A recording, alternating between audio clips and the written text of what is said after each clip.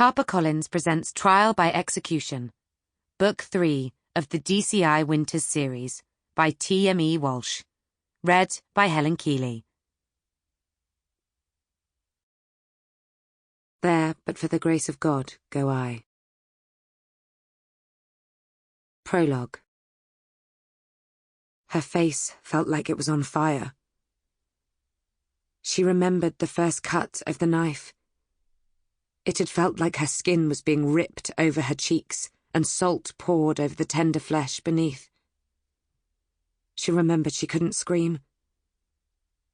Not like the ones that had come before her, but still she struggled to fight against it. She heard the buzz of the flies before a couple landed on her face. It was the blood that had drawn them to her. The smell was too much to ignore. She flicked her head once, twice. Then she opened her green eyes just a crack and saw she was alone. For now. She remembered everything when both eyes finally fluttered wide open. They swiveled around in her skull, frantically searching for a way out of this nightmare. Then they filled with tears. Sunlight punctured the canopy of leaves above her, sporadically illuminating the ground ahead with shafts of light. The trees seemed to be reaching for the heavens through the blue, cloudless sky above. Any other day, and it would have been a beautiful sight. But not today. Her heart felt like it was ready to burst, and she breathed, slowly, through her nose and not her mouth. If she used her mouth, she knew she'd make her face much, much worse than it was already. She could feel a thin trickle of blood sliding down from each cut, and the horror of what had been done forced a sharp intake of air. Her lungs expanded, but the ground felt like it would crush the life out of her if she didn't find a way out fast. She glanced down, saw the dry soil just inches below her chin. She was buried upright in the ground up to her neck, like the earth had tried to swallow her whole. Her arms were somewhere below, unbound, but growing more numb with every passing second.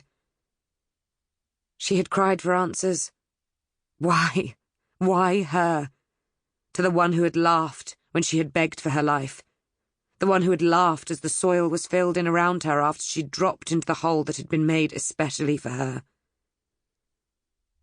She closed her eyes. The sounds of before seemed to echo in her ears. The noise of the shovel as it sliced through the earth. Then there was the other sound. The sound of teeth clashing and saliva spraying her face just before she'd passed out with the pain. Her eyes shot open. This is your last chance to save yourself. Breathing laboured, she tried to move her arms, then her hands and her fingers. They felt numb, but the dry earth gave a little. She didn't care how long it took. She had to dig herself out of the ground. She only prayed she made it out in time. Bracing herself, she tried to lift her right leg. It didn't even stir. With despair creeping in, she shut her eyes, gritting her blood-stained teeth, and tried to force her arms up towards the surface. The last of the light had almost succumbed to the night by the time she dragged her body from the earth.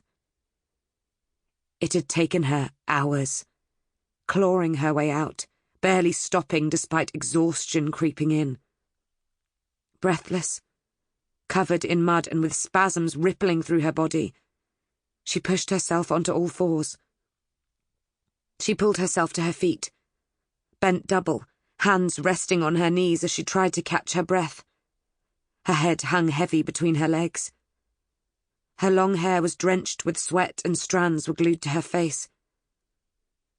Her eyes shot towards the pit that had very nearly been her grave, and a shudder tore through her body. The hours taken to break free from the earth had cost her precious time. She looked through the trees around her and used the last remaining light as her guide. She stumbled ahead, tripping over unseen rocks and the roots of trees that had ventured above the earth.